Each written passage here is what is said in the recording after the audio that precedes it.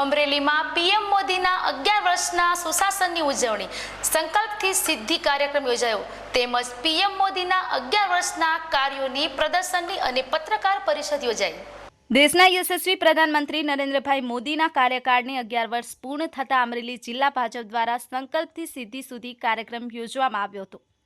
પ્રધાનમંત્રી નરેન્દ્રભાઈ મોદીની સિદ્ધિ અંગે પત્રકાર પરિષદ યોજવામાં આવેલ હતી અને અમરેલીના સેન્ટર પોઈન્ટના સરદાર સર્કલ પર પ્રધાનમંત્રી નરેન્દ્રભાઈ મોદીએ કરેલા 11 વર્ષના કામોની પ્રદર્શની ઉદ્ઘાટન પ્રદેશ ભાજપના વરિષ્ઠ આગેવાનો સાથે ગઢડાના ધારાસભ્ય અને ચંદડાના સંત સવૈયાનાથની જગ્યાના મહંત શંભુનાથજી ટુંડિયા વિશેષ ઉપસ્થિત વચ્ચે યોજાયેલ હતો।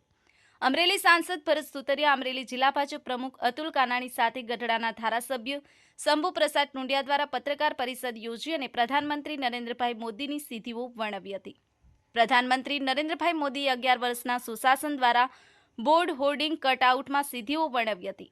તે પ્રદર્શનની મુલાકાત શંભુ પ્રસાદ ટુંડિયા, સાંસદ ભરત સુતરિયા અને અતુલ કાનાણીએ લીધી હતી। જ્યારે 11 વર્ષમાં પ્રધાનમંત્રી નરેન્દ્રભાઈ મોદીએ અમરેલી માટે વિકાસની હરણફાળ ભરી હોવાની વાત અમરેલી સાંસદ ભરત સુતરિયાએ કરી હતી। ન્યૂઝ 9 ગુજરાતી, અમરેલી। 11 વર્ષ વિકાસના અને 11 વર્ષ વિશ્વાસના। ત્યારે મારે અમરેલી માટે વાત કરવાની છે। કેન્દ્ર સરકારે 11 વર્ષમાં શું શું આપ્યું છે, તો જે અમરેલી માટે બોર્ડગેજ લાઈન નહોતી તે આપી છે। જેતલસરથી આપણે ઢસા સુધી નવી બોર્ડગેજ લાઈન 11 વર્ષમાં થઈ છે। હાલમાં જે નેશનલ હાઈવે આપણને આપ્યા હતા પણ ટ્રાફિકના હિસાબે એ 2 લેન હતા, એની જગ્યાએ હમણાં થોડાક દિવસ પહેલા જ અમને 4 લેનની મંજૂરી પણ આપી દીધી છે કે અટાણે આવનારા દિવસોની અંદર ટ્રાફિક વધવાની છે તો એને અટાણથી જ આપણે 2 લેન બનાવો કરતાં 4 લેન બનાવો એની પણ મંજૂરી આપી દીધી છે। કેન્દ્રીય વિદ્યાલય આપી છે અને આગામી દિવસોની અંદર આપણને અમરેલીથી જુનાગઢ સુધી રેલવેની પણ મંજૂરી આવવાની છે, કેમ કે થોડોક ફોરેસ્ટનો વિસ્તાર આવે છે એના માટે અટકેલું છે। અને અલગ અલગ અહીંયા સરકારી મેં જે ચૂંટાણા પછી જે માગ્યું છે વસ્તુ એ, તો અહીંયા કોઈ એવો ઉદ્યોગ નથી અમરેલીની અંદર, તો અમરેલીની અંદર સરકાર કાંઈ એવો ઉદ્યોગ સ્થાપે તો એની માટે મેં માંગણી મૂકી છે કે જે રેલવે ડબ્બા બનાવવાનું કારખાનું છે તે અમરેલીની અંદર આવે એવી મેં માંગણી પણ મૂકી છે। એટલે અલગ અલગ અમરેલીને 11 વર્ષના આ કાળની અંદર આપણને કેન્દ્ર સરકારના ખૂબ પૈસા આવ્યા છે। અને સરકારનો વ્યવહાર વિશે વાત કરું તમને તો અહીંથી અમરેલીથી જેટલા લોકો મંત્રીને મળવા જાય એટલે આપણને એમ થતું હોય કે મંત્રીને મળવું એટલે બહુ અઘરું વાત છે, પણ જેટલા આવ્યા એટલે એને પૂછી જોજો કે તમે ગયા પહેલા તમારું અમરેલીનો આખો નકશો કાઢી રાખે મંત્રી, તમારી વાટે બેસે, તમને ફોન કરે, તમે ટ્રાફિકમાં હોવ તો પણ એ કોલ કરે કે હું ટ્રાફિક ક્લિયર કરાવું, તમે ઓફિસે પહોંચો, તમે પ્રતિનિધિ મંડળને લઈ। એટલે સરકારનો આવો વ્યવહાર છે। આપણને દૂરથી એવું દેખાય છે કે અમિત શાહને મળવું કે નરેન્દ્ર મોદી સાહેબને મળવું તો કઈ રીતે મળાય, પણ એ પણ સરળતાથી તમને સાંભળે છે અને બોલાવે છે અને તમારા વિસ્તારની અંદર કઈ રીતે વિકાસ કરવો એની વાત તમે કરો પણ સામે જવાબ પણ આપે છે, આપણે આ રીતે કરશું।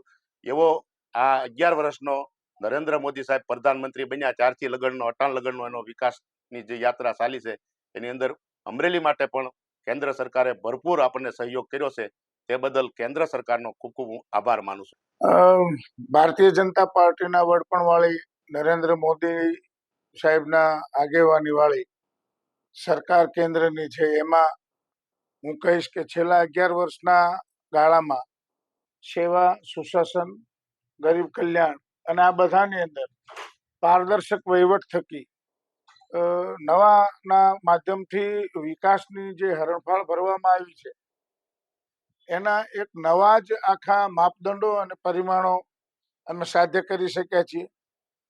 એની અંદર દેશના યુવાનો, મહિલાઓ, કિસાનો અને ગરીબ લોકો જે છે એના કલ્યાણની યોજનાઓને સાકાર કરી અને ધરાતળ પર ઉતારવાનું કામ કર્યું છે। આ યોજનાઓના જો નામ લેવા જાઉં તો લગભગ 150 જેટલી યોજનાઓ છે કે જેના નામો લઈએ તો પણ 1.5 કે 2 મિનિટમાં પૂરું થઈ શકે એવું સંભવ નથી।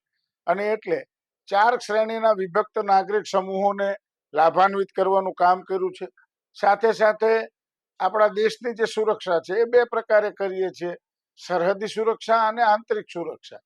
સરહદી સુરક્ષાની અંદર પાકિસ્તાન અને બાંગ્લાદેશ અને બાકી અન્ય રાજ્યો જે ભયના સ્થાનવાળા બંને દેશો જે છે એ દેશોની સાથે જોડાયેલા બોર્ડરના જે રાજ્યો છે એના અંદર ઘૂસણખોરીને અટકાવવાનું કામ કર્યું છે। આતંકવાદી પ્રવૃત્તિઓ અટકે બલકે નેસ્ત નાબૂદ થાય એવો પ્રયાસ કરવામાં આવ્યો છે અને એવા કૃત્ય બદલ કડક હાથે કામગીરી કરી અને દેશના નાગરિકોને ગૌરવ થાય એવા બદલાવો લઈ અને એ પણ કામ કરવાનું કામ કર્યું છે. આંતરિક સુરક્ષાની અંદર જો વાત કરીએ તો આપણે સૌ જાણીએ છીએ કે નક્સલવાદ પર નકેલ કસી અને એને નાબૂદ કરવા માટે અને નક્સલવાદ પ્રભાવિત જે રાજ્યો છે એ રાજ્યના અલગ અલગ ટ્રાઇબલ સમૂહો છે, એ બધા ટ્રાઇબલ સમૂહો છે એ દેશની મુખ્ય ધારામાં આવે અને દેશના વિકાસ સાથે સુસંગત થાય એવું કામ કરવાનું એક સરસ કામ કર્યું છે.